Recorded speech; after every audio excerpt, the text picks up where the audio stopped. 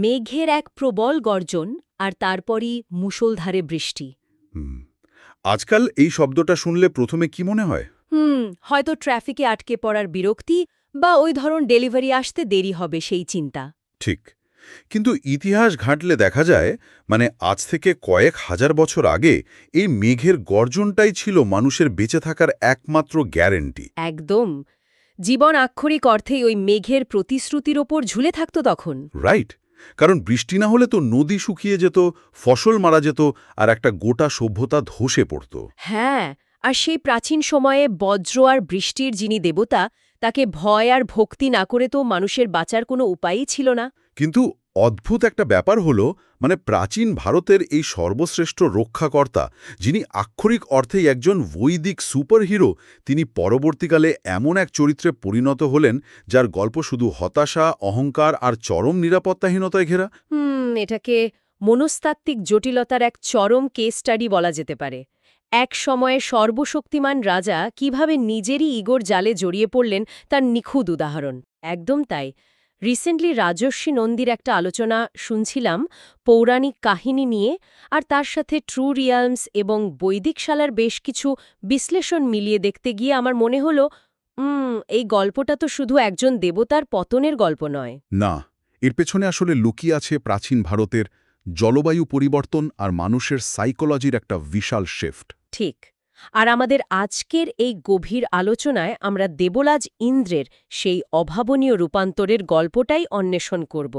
কিভাবে ক্ষমতা হারানোর ভয় একটা চরিত্রকে নৈতিক পতনের দিকে ঠেলে দেয়, আর কিভাবে পরিবেশের পরিবর্তন একটা গোটা ধর্মীয় ব্যবস্থাকে বদলে দিতে পারে, সেটাই আজ আমরা এই ডিপ ডাইভে বোঝার চেষ্টা করব। তো শুরুটা করা যাক সেই সময় থেকে, যখন বৈদিক যুগে ইন্দ্র ছিলেন সবকিছুর কেন্দ্রবিন্দু। ঋগ্বেদে ২৫০র বেশি স্তোত্র শুধুমাত্র তাকেই নিবেদিত করা হয়েছে। ২৫০? অন্য কোনো দেবতার জন্য এত স্তোত্র নেই? না, অন্য কারোর জন্য এত নেই। কশ্যপ মুনি এবং মাতা অদিতির সন্তান হিসেবে তাকে একদম পরম রক্ষাকর্তা হিসেবেই দেখা হতো তখন। আচ্ছা, এত দেবতা থাকতে ইন্দ্রের জন্যই সবচেয়ে বেশি স্তোত্র কেন? এর পেছনে নিশ্চয়ই তখনকার পরিবেশের বড় কোনো ভূমিকা ছিল। অবশ্যই ছিল। প্রাচীন ভারতের প্লাইস্টোসিন যুগের কথা যদি ধরি, তখনকার ভূপ্রকৃতি কিন্তু আজকের মতো একদমই ছিল না। কিরকম ছিল তাহলে? চারপাশটা মূলত ছিল ওই সাভানা বা বিস্তীর্ণ শুষ্ক তৃণভূমিতে ভরা। সাভানা অনেকটা আজকের আফ্রিকার ওই বিস্তীর্ণ ঘাসে ঢাকা প্রান্তরগুলোর মতো, যেখানে বড় বড় প্রাণী ঘুরে বেড়ায়। হ্যাঁ, ঠিক ওই রকমই। আর সেই শুষ্ক পরিবেশে বেঁচে থাকার জন্য বৃষ্টির চরম প্রয়োজন ছিল। তা তো বটেই, জল ছাড়া জীবন অচল। আর এই কারণেই যিনি মেঘ, বৃষ্টি এবং বজ্রের দেবতা, সেই ইন্দ্র ছিলেন সমাজের সবচেয়ে গুরুত্বপূর্ণ স্তম্ভ।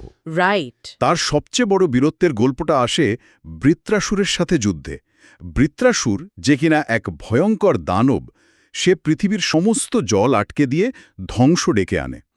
বৈদিক দর্শনে জল আটকে যাওয়ার মানেই হল জীবনের গতিটা থেমে যাওয়া, তাই না? একদম। বৃত্রাসুরের গল্পটা দারুণ ইন্টারেস্টিং, কিন্তু এখানে আমার একটা খটকা আছে। ইন্দ্র তো সব দেবতাদের রাজা, তার এত শক্তি, তবুও তিনি সাধারণ অস্ত্রে বৃত্রাসুরকে কেন হারাতে পারছিলেন না? এর কারণ হল, বৃত্রাসুরকে মারার জন্য এমন এক অস্ত্রের দরকার ছিল যা কোনো ধাতু বা কাঠ দিয়ে তৈরি নয়। এটা সাধারণ কোনো ফিজিক্যাল যুদ্ধের ব্যাপার ছিল না আসলে। ও আচ্ছা। এখানে প্রয়োজন ছিল এক অসামান্য আত্মত্যাগের। মহর্ষি দধিচি বিশ্বকল্যাণের জন্য নিজের জীবন বিসর্জন দেন, আর তার পবিত্র অস্থি দিয়ে তৈরি হয় অজেয় অস্ত্র বজ্র। ওয়াও! তার বজ্র শুধু শত্রুকে মারার কোনো হাতিয়ার নয়, এটা আসলে দধিচি মুনির সেই নৈতিক বল আর আত্মত্যাগের প্রতীক। ঠিক তাই। আত্মত্যাগ ছাড়া যে অন্ধ শক্তিকে হারানো যায় না, এটা তারই একটা প্রমাণ। এই বজ্র দিয়েই তো ইন্দ্র বৃত্রাসুরকে বধ করলেন, আর পৃথিবীতে জল আর জীবন ফিরে এলো। তিনি হয়ে উঠলেন পুরন্দর বা দুর্গ ধ্বংসকারী, তাই তো? হ্যাঁ, কিন্তু গল্পের সবচেয়ে বড় আইরনি হল, বৃত্রাসুরকে বধ করে বিশ্বকে বাঁচানোর পরও ইন্দ্রের জীবনে কিন্তু শান্তি আসেনি। কেন? বিশ্বকে বাঁচানোর পর তো তার হিরো হয়ে যাওয়ার কথা। হিরো তিনি হয়েছিলেন, কিন্তু বৃত্রাসুর এক দানব হলেও সে ছিল ত্বষ্টা ঋষির পুত্র। জন্মসূত্রে একজন ব্রাহ্মণ। একদম। ফলে ইন্দ্রের উপর ব্রহ্মহত্যার ঘোর পাপ এসে পড়ে। দাঁড়ান, এটা তো ভীষণ অন্যায়। ইন্দ্র তো নিজের ব্যক্তিগত স্বার্থে যুদ্ধ করেননি, তিনি তো পুরো বিশ্বকে বাঁচাতে যুদ্ধ করেছিলেন। তাহলে তাকেই কেন এই পাপের শাস্তি পেতে হবে? প্রাচীন দর্শনে কর্মের নিয়ম খুবই কঠোর। উদ্দেশ্য যাই হোক না কেন, হত্যার ফল ভোগ করতেই হবে। বাপরে! আর এই পাপের ভয়ে ইন্দ্রকে এতটাই গ্রাস করেছিল যে তিনি 1000 বছর ধরে মানস সরোবরের জলের নিচে ওই পদ্ম মৃণালের তন্তুর ভেতর লুকিয়েছিলেন। সিরিয়াসলি? একজন সুপারহিরো যিনি কিনা পুরো দুনিয়াকে বাঁচালেন, তিনি একটা সুতোর ভেতর লুকিয়ে কাঁপছেন। এটা তো মারাত্মক একটা সাইকোলজিক্যাল পতন। হ্যাঁ, আর এই পতনের মূল কারণটা জানলে আপনি আরও অবাক হবেন।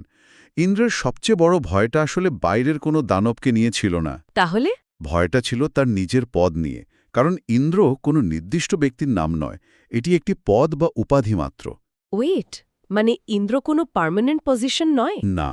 যে কেউ এই পদে বসতে পারে? হ্যাঁ, যে কেউ 100টা অশ্বমেধ যজ্ঞ করে বা চরম তপস্যা করে এই পদে বসতে পারে। ও আচ্ছা। অশ্বমেধ যজ্ঞ হল প্রাচীন ভারতের সবচেয়ে বড় রাজনৈতিক এবং আধ্যাত্মিক ইভেন্ট, যেখানে একটা ঘোড়াকে ছেড়ে দেওয়া হতো, আর সেই ঘোড়া যে রাজ্য দিয়ে যেত সেই রাজ্যকে বশ্যতা স্বীকার করতে হতো। রাইট, এটা শুনেছি। তো 100 বার এমন বিশাল যজ্ঞ করা তো চারটিখানি কথা নয়, কিন্তু যদি কেউ সেটা করে ফেলে তবে সে ইন্দ্রের সিংহাসন পেয়ে যাবে। এই নিয়মটাই তো ইন্দ্রের চরিত্রের সবচেয়ে বড় দুর্বলতার জন্ম দিচ্ছে। আরেক মানে আধুনিক কর্পোরেট জগতের সেই সিইওদের মতো, যারা কোম্পানির ভালোর চেয়েও নিজের চেয়ার বাঁচানো নিয়ে বেশি চিন্তিত থাকে, সারাক্ষণ একটা প্যারানয়া বা ভয়ের মধ্যে বাঁচা। একদম পারফেক্ট তুলনা। আর এই চেয়ার হারানোর ভয় থেকেই তিনি বারবার নৈতিকতার সীমা পার করেছেন। যেমন? যখনই শুনতেন কোনো রাজা বা ঋষি কঠোর তপস্যা করছেন, ইন্দ্র ভাবতেন তার সিংহাসন বুঝি গেল। ঋষি বিশ্বামিত্রের কথাই ধরা যাক। ও, সেই মেনকার গল্পটা। হ্যাঁ, বিশ্বামিত্রের তপস্যার তেজে যখন স্বর্গ কাঁপতে শুরু করে, ইন্দ্র ভয়ে তার সবচেয়ে মোহময়ী অপ্সরা মেনকাকে পাঠান সেই তপস্যা ভাঙতে। মানে নিজের গদি বাঁচাতে ছলনা আর প্রলোভনের আশ্রয় নিচ্ছেন। যে দেবতা নিজের বীরত্বের জন্য পূজিত হতেন, তিনি হয়ে গেলেন একজন চক্রান্তকারী। ঠিক। আর সিংহাসন নিয়ে এই চরম মোহের একটা চমৎকার ব্যাকস্টোরি আছে। ওই যে একটু আগে প্লাইস্টোসিন যুগের সাভানার কথা বলছিলাম, তখন সেই বিস্তীর্ণ তৃণভূমিতে প্রচুর সিংহ ঘুরে বেড়াত। আচ্ছা। রাজারা যে আসনে বসতেন সেখানে সিংহের মোটিফ বা মূর্তি থাকত, যেখান থেকে সিংহাসন শব্দটা এসেছে। ও, ইন্টারেস্টিং। হ্যাঁ, আর ইন্দ্র যখন ওই ব্রহ্মহত্যার পাপে মানস সরোবরে লুকিয়েছিলেন, তখন স্বর্গ সামলানোর জন্য নহুষ নামের এক মানব রাজাকে সাময়িকভাবে ইন্দ্রপদে বসানো হয়েছিল। নহুষের গল্পটা তো ক্ষমতা কিভাবে মানুষকে অন্ধ করে দেয় তার একটা ক্লাসিক উদাহরণ। অসীম ক্ষমতা পেয়ে তিনি তো এতটাই অহংকারী হয়ে ওঠেন যে ইন্দ্রের স্ত্রী শচীকে নিজের রানী বানাতে চান। ঠিক তাই। এমনকি স্বর্গের সবচেয়ে জ্ঞানী ঋষিদের দিয়ে নিজের পালকি টানান। মহর্ষি অগস্ত্যকে পালকি টানার সময় তিনি সর্প সর্প বা জলদি চলো বলে অপমানও করেন। হ্যাঁ, যার ফলে অগস্ত্য মুনির অভিশাপে নহুষ সাপ হয়ে মর্তে পড়ে যান। কিন্তু আসল ব্যাপারটা হলো, আসল ইন্দ্র যখন ফিরে এসেই পুরো ব্যাপারটা দেখলেন, তার তো শিক্ষা নেওয়া উচিত ছিল, তাই না? একদম। কিন্তু উল্টে তার নিরাপত্তাহীনতা আরও বেড়ে গেল। তিনি বুঝলেন যে এই চেয়ারটার ক্ষমতা কত মারাত্মক, আর এই ক্ষমতা হারানোর ভয়ই ইন্দ্রকে ধীরে ধীরে চরম অহংকারী করে তোলে। আর এর সবচেয়ে বড় দৃষ্টান্ত তো আমরা পাই দুর্বাসা ঋষির গল্পে। দুর্বাসা ঋষি একবার ইন্দ্রকে একটি পবিত্র পারিজাত ফুলের মালা উপহার দেন। কিন্তু ইন্দ্র সেই মালার সম্মান না বুঝে তার বাহন ঐরাবত হাতির মাথায় পরিয়ে দেন। হাতি সেই মালা মাটিতে ফেলে পা দিয়ে মারিয়ে দেয়। আর এই মালাটা কিন্তু সাধারণ কোনো মালা ছিল না, এর মধ্যে স্বয়ং মা লক্ষ্মীর বাস ছিল, যা সৌভাগ্য আর ঐশ্বর্যের প্রতীক। রাইট। তো ক্ষমতা আর অহংকারে অন্ধ ইন্দ্র সেই ঐশ্বর্যকে অবহেলা করলেন। এর পরিণতি হিসেবে ক্ষুব্ধ দুর্বাসা ঋষির অভিশাপে স্বর্গ থেকে লক্ষ্মী অর্থাৎ শ্রী বিদায় নেন। বাপরে! স্বর্গের সমস্ত ঐশ্বর্য হারিয়ে যায় এবং অসুররা স্বর্গ দখল করে নেয়। মানে শুধু একটা ভুলের জন্য পুরো স্বর্গরাজ্যের পতন হল। কিন্তু এর চেয়েও অন্ধকার একটা ঘটনা হল অহল্যার অভিশাপ। মহর্ষি গৌতমের স্ত্রী অহল্যা। হ্যাঁ, ইন্দ্র মহর্ষি গৌতমের রূপ ধারণ করে অহল্যার সাথে ছলনা করেন। এই জায়গাটা নিয়ে আমি অনেক ভেবেছি। আচ্ছা, এটা কি শুধুই কামনার বশবর্তী হয়ে করা একটা অপরাধ, নাকি এর পিছনে সেই একই সাইকোলজি কাজ করছিল যে আমি দেবরাজ, আমি যা চাইব তাই পাব, এমনকি যে ঋষিদের আমি ভয় পাই তাদের স্ত্রীদের ওপরও আমার অধিকার আছে। এটা নিঃসন্দেহে ক্ষমতার অপব্যবহার এবং চরম এন্টাইটলমেন্ট বা অধিকারবোধের ফল। একদম। গৌতম ঋষি এর শাস্তিস্বরূপ ইন্দ্রের সারা শরীরে 1000টি যোনির দাগ তৈরি করে দেন, যা পরে দেবতাদের অনুরোধে 1000টি চোখে রূপান্তরিত হয়। ও, মানে ওই যে সহস্রাক্ষ বলা হয় ইন্দ্রকে। হ্যাঁ, আর এই 1000টি চোখ আসলে সম্মানের নয়, এটা তার পাপের এক চিরস্থায়ী অনুস্মারক। অভিশাপ তো বটেই, তার শারীরিক শক্তির দম্ভও তো চূর্ণ হয়েছে বারবার। যেমন ধরুন গরুড়ের কাছে তার পরাজয়। রাইট। গরুড় যখন নিজের মাকে দাসত্ব থেকে মুক্ত করার জন্য স্বর্গ থেকে অমৃত নিতে আসেন, তখন ইন্দ্র তার সেই অজেয় বজ্র ছুঁড়ে মারেন, কিন্তু যে বজ্র বৃত্রাসুরকে বধ করেছিল সেই বজ্র গরুড়ের বিশাল ডানার কাছে আটকে যায়। কারণ গরুরের লড়াইটা ছিল একজন মায়ের মুক্তির জন্য, আর ইন্দ্রের লড়াইটা ছিল শুধু নিজের আধিপত্য বজায় রাখার জন্য। খুব সুন্দর পয়েন্ট। মানে নিঃস্বার্থ ভক্তি আর আত্মত্যাগের কাছে ক্ষমতার অহংকার সবসময় হার মানে। কিন্তু এতগুলো গল্প শোনার পর আমার একটা প্রশ্ন জাগছে মনে। এটা কি এমন হতে পারে না যে পৌরাণিক যুগের গল্পকাররা ইচ্ছে করেই ইন্দ্রের রেপুটেশন নষ্ট করার চেষ্টা করছিলেন? কেন মনে হচ্ছে এমন? কারণ বৈদিক যুগে তো তাকে এমন দুর্বল বা নেতিবাচক দেখানো হয়নি। হঠাৎ করে পুরাণে এসে তিনি এমন ভিলেন টাইপের হয়ে গেলেন কেন? খুব যৌক্তিক একটা প্রশ্ন।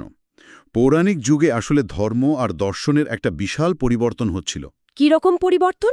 নেতৃত্ব ও শক্তির কেন্দ্র মানে ইন্দ্র বা অন্যান্য প্রাকৃতিক দেবতাদের থেকে সরে গিয়ে ত্রিদেব অর্থাৎ ব্রহ্মা বিষ্ণু শিবের ওপর চলে আসছিল। ও, মানে ফোকাস শিফট হয়ে যাচ্ছিল। একদম। মানুষের কাছে তখন আর শুধুই প্রকৃতির শক্তির পূজা করা যথেষ্ট ছিল না, তারা আধ্যাত্মিক মুক্তি বা ভক্তির খোঁজ করছিল।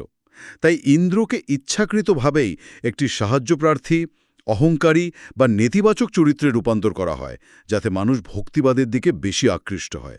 বুঝতে পারলাম। আর এই পরিবর্তনের সবচেয়ে বড় টার্নিং পয়েন্টটা তো আসে কৃষ্ণের যুগে, তাই না? হ্যাঁ। বিশেষ করে গোবর্ধন পর্বতের ঘটনায় গোকুলে কৃষ্ণ গ্রামবাসীদের বোঝান যে বৃষ্টির জন্য ইন্দ্রের পূজা করার কোনো মানে নেই, বরং গোবর্ধন পর্বত ও গবাদি পশুর পূজা করা উচিত, কারণ তারাই সরাসরি গোকুলবাসীদের জীবিকা যোগায়। আর এই কথাটা ইন্দ্রের ইগোতে ভীষণভাবে আঘাত করে। তা তো করবেই। তিনি অহংকারে অন্ধ হয়ে পুরো গ্রাম ভাসিয়ে দেওয়ার জন্য প্রবল বর্ষণ শুরু করেন। আর তখন শিশুকৃষ্ণ তার বাঁ হাতের কনিষ্ঠ আঙুলে পুরো গোবর্ধন পর্বত তুলে নেন। রাইট। 7 দিন ধরে তিনি পাহাড়টা ধরে রাখেন, আর ইন্দ্রের সমস্ত শক্তি সেখানে ব্যর্থ হয়। এই ঘটনাটা ভারতীয় দর্শনে একটা বিশাল পালাবদল। এটি প্রকৃতি পূজা থেকে বিমূর্ত আধ্যাত্মিকতা এবং ভক্তির দিকে যাওয়ার একটা স্পষ্ট নির্দেশ। একদম। কিন্তু এখানে আমার মনে হয় শুধু দর্শনের পরিবর্তন নয়, একটা বিশাল পরিবেশগত পরিবর্তনের গল্পও লুকিয়ে আছে। একদম সঠিক ধরেছেন। আমরা আগে প্লাইস্টোসিন যুগের শুষ্ক সাভানার কথা বলছিলাম, মনে আছে? হ্যাঁ হ্যাঁ। কিন্তু এরপর আসে হলো হোলোসিন যুগ। এই যুগে জলবায়ু ব্যাপকভাবে পরিবর্তিত হয়, পৃথিবী গরম হতে শুরু করে এবং বৃষ্টিপাত অনেক বেড়ে যায়। আচ্ছা। প্রাচীন ভারতের সেই শুকনো সাভানা তৃণভূমিগুলো ধীরে ধীরে ঘন জঙ্গলে পরিণত হয়। এর মানে তো এই দাঁড়ায় যে বৃষ্টি আগের চেয়ে অনেক বেশি সহজলভ্য হয়ে গিয়েছিল, মানুষের আর আগের মতো বৃষ্টির জন্য হাহাকার করতে হতো না। ঠিক তাই, বৃষ্টির দেবতা ইন্দ্রের প্রয়োজনীয়তা প্রাকৃতিকভাবেই কমে যায়। এটা তো দারুণ একটা লজিক। হ্যাঁ, যেখানে ধরুন সূর্যদেব প্রতিদিন নিয়ম করে ওঠেন বলে আজও তার পূজা টিকে আছে, সেখানে বৃষ্টি সহজলভ্য হয়ে যাওয়ায় ইন্দ্র তার প্রাসঙ্গিকতা হারান। মানুষ বুঝতে শেখে যে মেঘের গর্জন শুনলেই আর জীবন মরণের ভয় নেই। তার মানে আবহাওয়া বদলে যাওয়ার কারণেই ইন্দ্র এক প্রকার রিটায়ারমেন্টে চলে গেলেন বলা যায়। তবে সোর্স ঘাঁটতে গিয়ে একটা চমকপ্রদ তথ্য পেলাম আমি। 1971 সালে কেরালার অতিরাত্রাম যজ্ঞের ঘটনা। ও হ্যাঁ, ওটা অসাধারণ একটা ঘটনা। অতিরাত্রাম যজ্ঞ হল বৈদিক যুগের অন্যতম প্রাচীন এবং জটিল একটি আচার, যা টানা 12 দিন ধরে চলে। এর জন্য নির্দিষ্ট জ্যামিতিক মাপের বিশাল যজ্ঞকুণ্ড তৈরি করতে হয়। হ্যাঁ, আর ফ্রিটজ স্ট্যাল নামের একজন বিদেশি গবেষকও কিন্তু এই যজ্ঞের সাক্ষী ছিলেন। রাইট। টানা 12 দিনের আচার শেষে যখন বিশাল যজ্ঞের কাঠামোতে আগুন দেওয়া হয়, আকাশে তখন কোনো মেঘ ছিল না, কিন্তু ঠিক 15 মিনিটের মাথায় আকাশ কালো মেঘে ঢেকে যায় এবং প্রবল বৃষ্টি নামে। সত্যি গায়ে কাটা দেওয়ার মতো একটা ঘটনা। একদম। এটা প্রমাণ করে যে বৈদিক আচারগুলোর পেছনে হয়তো এমন কোনো বিজ্ঞান বা শক্তি লুকিয়ে আছে যা আজও পুরোপুরি হারিয়ে যায়নি, শুধু আমরা তার ব্যবহার ভুলে গেছি। তাও হতে পারে। সব মিলিয়ে দেখলে দেবরাজ ইন্দ্রের গল্প শুধুমাত্র একজন দেবতার উত্থান পতনের গল্প নয়। না, একদমই না। এটি মানুষের মনস্তত্ত্ব, ক্ষমতা কিভাবে মানুষকে দুর্নীতিগ্রস্ত করে, আর সময়ের সাথে সমাজের অগ্রাধিকার কিভাবে বদলে যায় তার একটা স্পষ্ট দলিল। ঠিক। ক্ষমতা আঁকড়ে ধরে রাখার মোহ আর অহংকারের পতন, এই দুটো বিষয় তো আজকের দিনেও সমানভাবে প্রাসঙ্গিক। অবশ্যই। কিন্তু আজকের এই পুরো আলোচনাটা থেকে আমার মনে একটা অন্যরকম চিন্তার উদ্রেক হচ্ছে। কিরকম? মানে একসময় মানুষ প্রকৃতির শক্তিকে দেবতা মেনেছিল, কারণ বেঁচে থাকার জন্য সেই শক্তির উপর নির্ভর করতে হতো। যখন প্রযুক্তি বা পরিবেশের কারণে সেই নির্ভরতা কমল, তখন সমাজ সেই দেবতাকে ভুলে গিয়ে শুধু তার দোষগুলোর কথাই মনে রাখল। বেশ কৌতূহলজনক একটা দৃষ্টিভঙ্গি। এটা ভাবলে অবাক লাগে যে আধুনিক যুগে কি সমাজ নিজের তৈরি করা প্রযুক্তি বা আর্টিফিশিয়াল ইন্টেলিজেন্সের সাথেও একই কাজ করছে না। মানে?